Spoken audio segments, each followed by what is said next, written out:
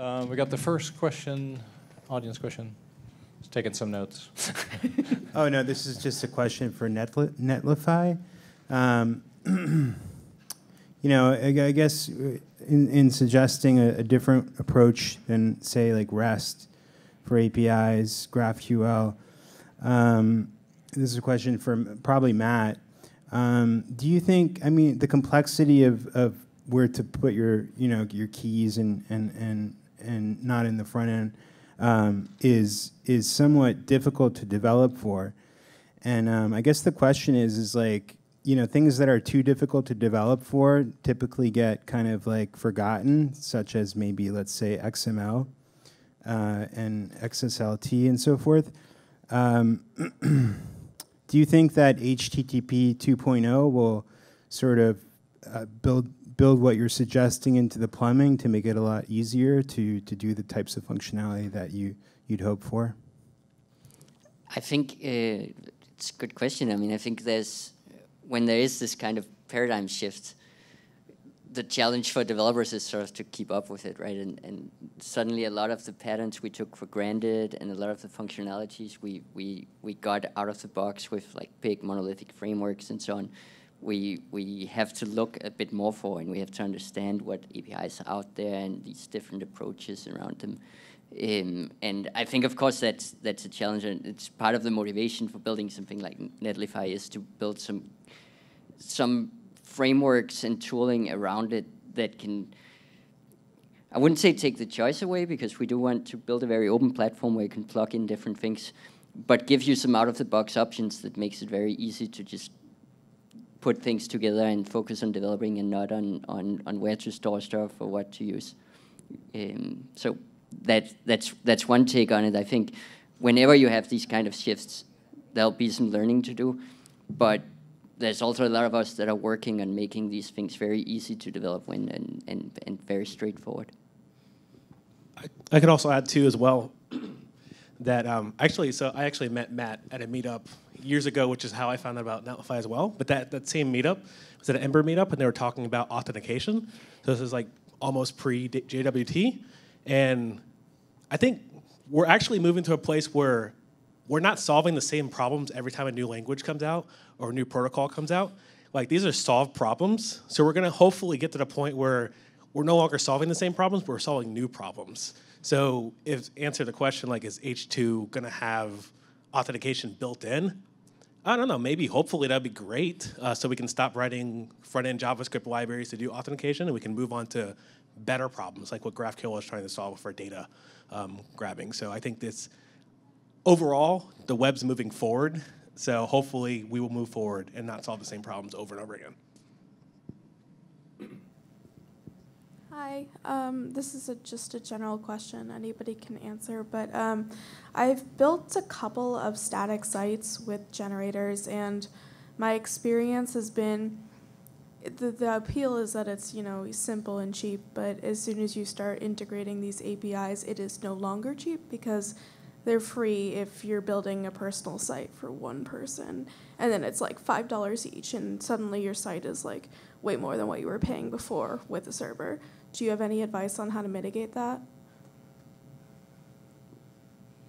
I mean, I can say that one of the things we are trying to do and that we helped out with the Smashing Magazine project, for example, was trying to contribute a lot of these open source APIs to the ecosystem.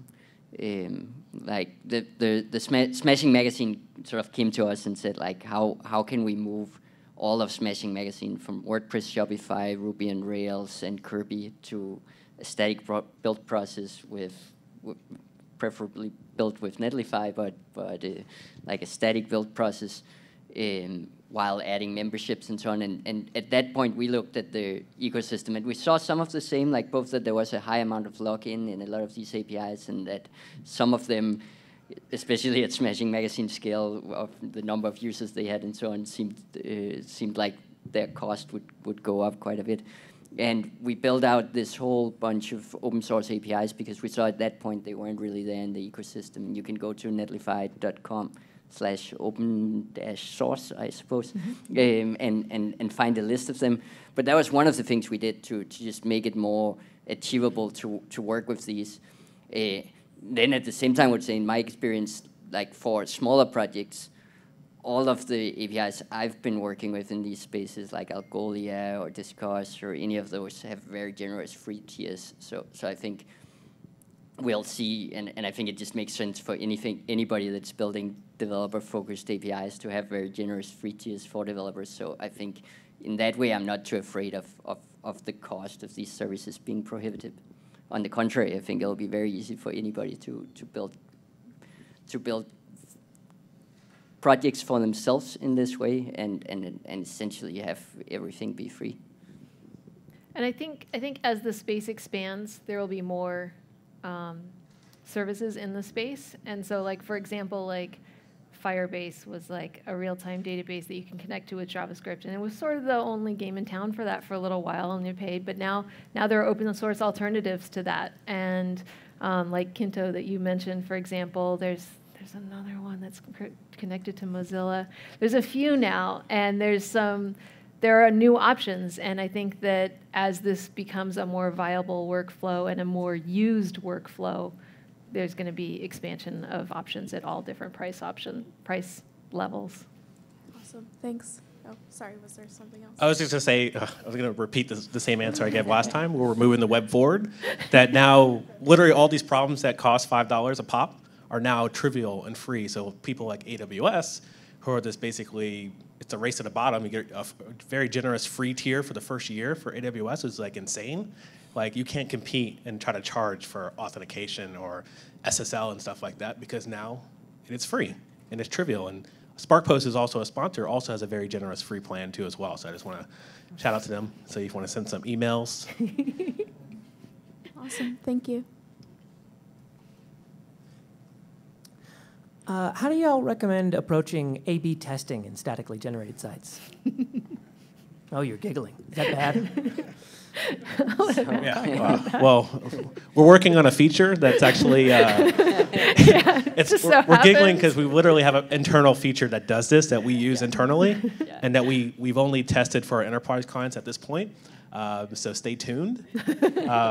But I don't know if, Matt, if you want to give away some of the secret sauce of how that works. I can tell you, like, there's two answers. One is that a lot of the common A/B testing tools already run client side. So something like Optimizely right now already runs client side, and that's, whether you're using it with WordPress or with a static site generator, you'll be running client side. The same goes for Google's A/B testing tool. It also works by injecting a JavaScript and doing client side redirects. So I think in that sense it's not so big a problem. What we've seen is that doing that client side means that you take a pretty significant performance hit for every A/B test you make.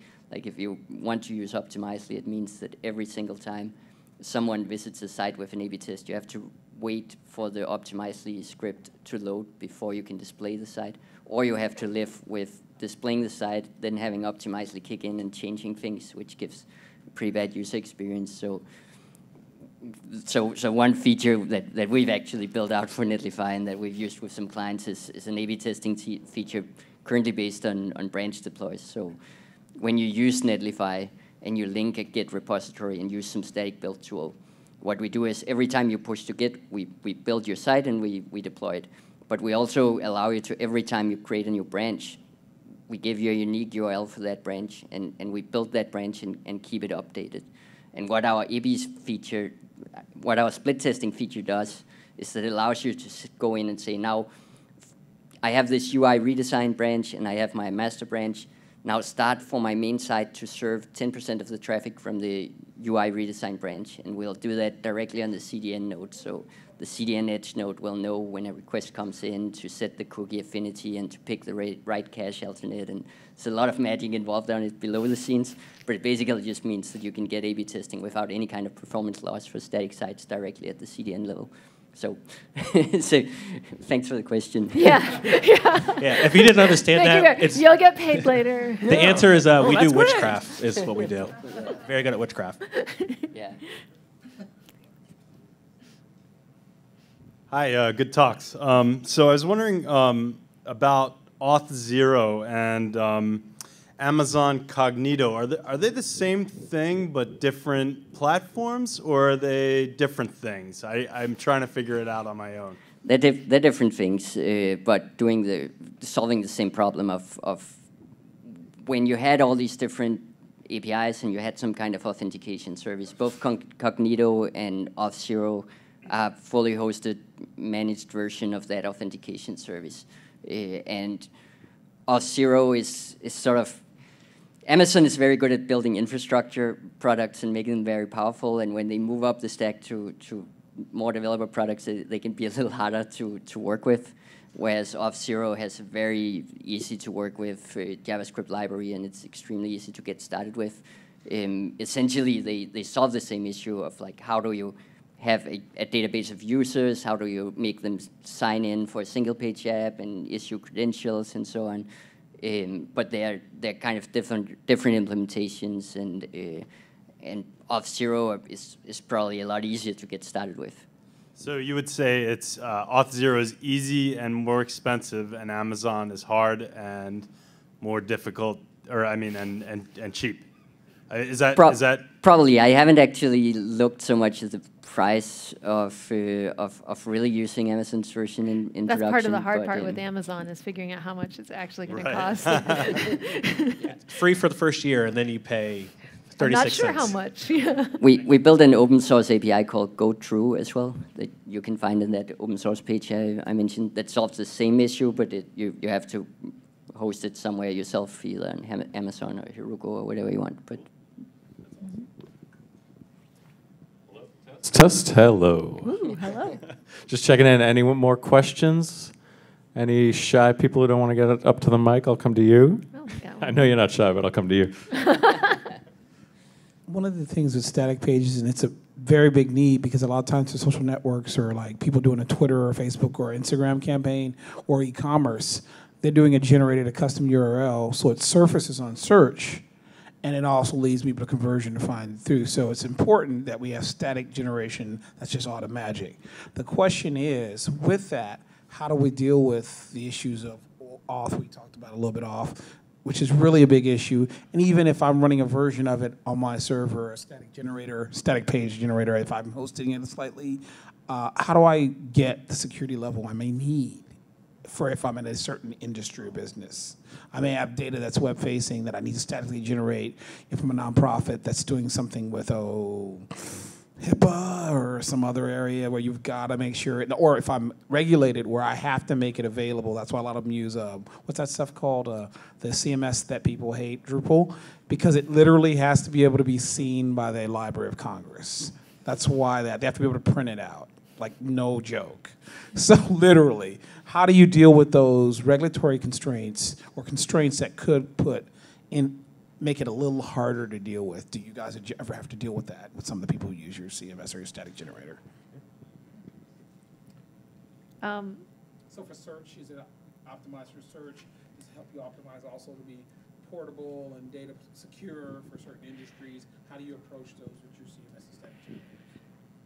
I don't have any examples of how that happened, or, but I would say there are proprietary options. So things with like licensing, if that's an issue, like I know with some certain companies can't use React because Facebook has a weird license for whatever reason. Yeah, they own part of your company for some reason.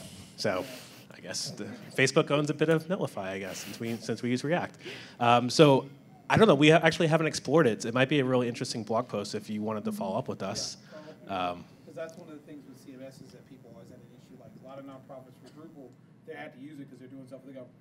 And there's a whole group about like data portability, data responsibility. But then there's also something that you're looking at the auth library you have to read. There are a lot of groups that have to statically publish stuff as soon as they get it for financial purposes. Yeah. Or anybody dealing with public data, like for the. Yeah, it sounds like you have a lot of information that could be a really good guest post. So you have my information. Let's follow up. Yeah, we'll follow up. I really don't know the answer. That's why I asked. Yeah, we could I would probably also say that I suspect that Development Seed has probably dealt with some of those things because they do deal with government clients and with government-related projects, like, for example, healthcare.gov. And so if you check out what they've been doing, that might answer some of those questions, too. The same for F18, which Yes. is like 18F. Yeah, that's 18F. Yeah, that's like an internal government agency that do job for for government departments, and they've done a lot of work also in the space of static, and some of the people there came from like development seed and so on. So, and they have this whole like solution that ties into gov.cloud and so on for regulatory purposes and so on. So I think like just the basic premise of decoupling the front end and the back end and decoupling the build process from the hosting process is that the security of the final results is like you almost eliminate all the common vulnerabilities at their root by separating the code that runs to build the site from users that visit the site, right? So in that way, it's pretty much a no-brainer. Then there's of course authentication layers and so on that you still have to worry about, and then there's just like general random constraints of working with government that you have to deal with. Yeah, it's actually interesting for finance because a lot of people doing Bitcoin stuff is like that. They have to, for compliance, if they're doing payment processing, if they get a system that auto-generates and posts as soon as they get it, they're automatically compliant. That'd be an interesting thing as a feature in the CMS statically. I'll statically generate stuff when it needs to. That'd be interesting. For those that can't hear, he's talking about CMS, how it's a pain in the butt. Darned if you do, darned if you don't. Can't live with it. Or maybe it's awesome. I see what you That's did all there. I got for that. Any more questions? Any more shy people? Yeah. Here, I'll come to you. Question to Matt. So from your diagram, how one API can validate the credential by just inspecting the JWT without communicating with the API, authentication server? Yeah, so the trick there is in the signature, right? So when you generate the JSON Web Token, you take the header and the payload, and you combine them together and base64 encode them, and then you run them through one of the accepted sort of cryptographic algorithms that can give you a hash. So you combine them with a secret and run them through that.